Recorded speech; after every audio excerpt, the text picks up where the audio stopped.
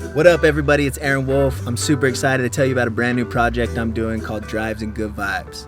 There's so much negativity going on in the world today, and so I wanted to do something basically that brings people together to spread positivity. All right, y'all. In today's episode, we're cruising out to Long Beach, and we're going to pick up my friend Cat Hall. The plan is to write some positive, uplifting messages that we think people need to hear right now on some poster board. We're going to go to a really busy intersection, and we're going to hold them up. Hopefully it brightens somebody's day, and we'll see how people respond. Let's go.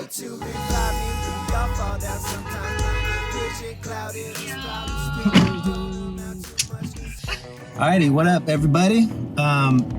Stoked to be doing another interview here for Drives and Good Vibes. There's a handful of artists that I thought would be perfect for this, and Cat Hall, you are one of them, so thank you for joining me. Thanks, bro. Thanks for having me. Yeah, for anyone who kind of has heard about you or is maybe just now getting familiar, what was it that kind of got you into music? Like, when did you start pursuing it? So, I always sang in church and in chorus growing up. And then that kind of led to my sister was asked to sing in a reggae band when she was 15 with these dudes. And I was like 12 at the time, so my mom would just take me to their gigs. And I started wanting dreads, and I started wanting to kind of sing with them. And eventually one of her bands asked me to sing backup, so I would get up there, a couple songs here and there, and then kind of in high school, I wanted to start writing my own music, I just didn't know how.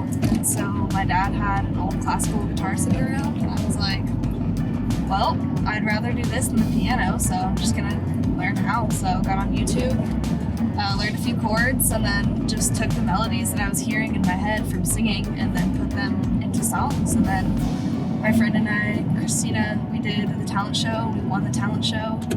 Get it right here. And I was like, okay, cool. Like, people like this. This is good. They like these sounds. And so I really wanted to start my own reggae band. So I started college at Florida State University, and I started a little band. And that band didn't end up working out, which made me really sad. I was devastated for a while, but then I was like, you know what? I'm gonna start a new band. It's gonna be all right. And with that band, we released an EP, and we had a lot of fun, played a lot of shows, a couple festivals. Dope.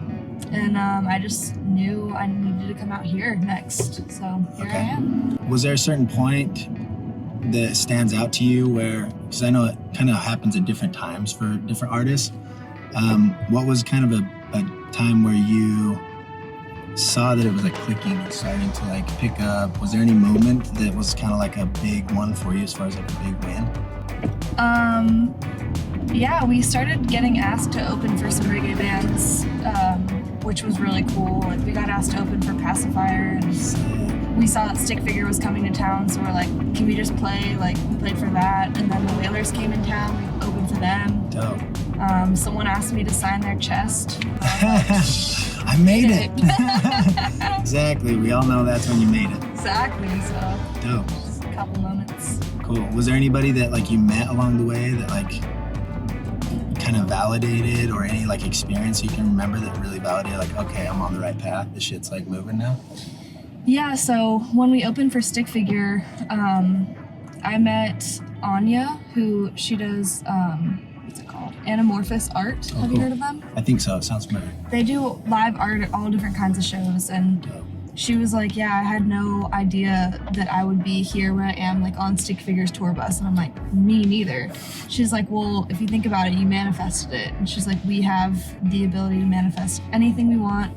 She's like, every day I wake up and on a little sticky note, I draw a little stick figure person, and I draw a little smiley face, and I write words that I want to be that day. I want to be happy, I want to have joy, I want to be at peace, and then that ends up coming true. And so she kind of introduced some of that manifestation to me, and I kind of just realized, like, whoa, I can do whatever, and I know this is what I'm supposed to do, so I'm just gonna go for it. Love it. Yeah, it's crazy how it ends up coming around, usually in ways that we don't expect too, you know? It's like, Of course. who are some of the artists that inspire you the most?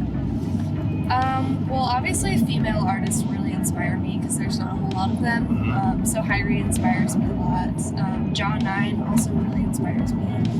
But Slightly Stupid was like the first band that I really got into and really looked up to. So it's crazy that they're from OB. Yeah, I know. Like coming to OB, I'm like, what? Like this is where it all started? Yeah, you spent a lot of time down there. Yeah, I do. It just makes so much sense. So obviously like Revolution. I love it. Yeah, it changes for me who I get like obsessed with, but I like play shit until I'm just like, your ears bleed basically. Yep.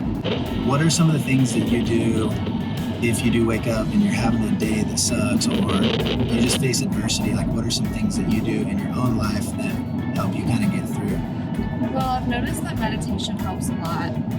Just coming back to center and just coming back to like, okay, just saying my positive affirmations. Like, here's what I know that I am.